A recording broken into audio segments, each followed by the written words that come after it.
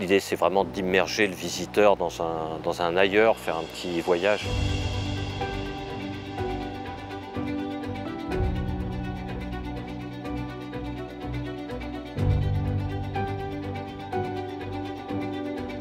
Nous voulons une ville qui respire, une ville où la nature a toute sa place. Alors, pour cette deuxième phase du jardin extraordinaire, jardin qui est déjà totalement adopté par les Nantaises et les Nantais, nous doublons la superficie du jardin.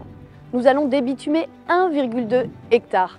À la place de l'ancienne dalle de béton, des arbres, des diversités d'espèces de végétaux, des parcours pour les enfants, des jeux et un magnifique espace naturel de baignade pour que les plus petits et peut-être les plus grands puissent se rafraîchir en été.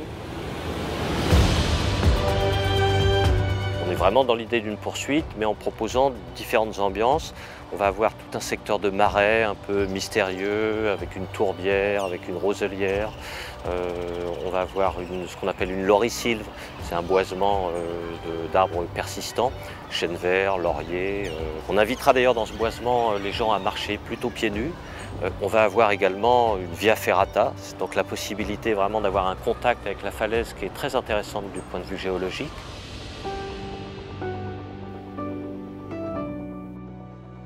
Ce nouveau jardin, c'est vraiment une victoire pour le vivant et pour la biodiversité.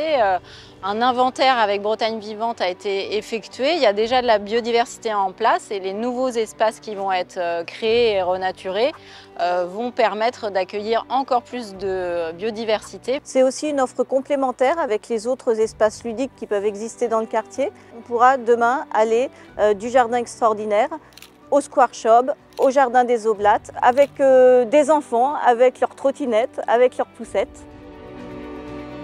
Ce jardin, vous allez pouvoir en profiter dès 2025. Notre perspective, c'est qu'en 2028, ils viennent entourer, découvrir le Grand Musée Jules Verne et la Cité des Imaginaires. C'est tout le sens du projet que nous portons pour Nantes, une ville plus nature, une ville plus verte. Vous nous l'avez dit, vous nous l'avez demandé dans le grand débat fabrique de la ville. Nous nous appliquons très concrètement à le mettre en œuvre.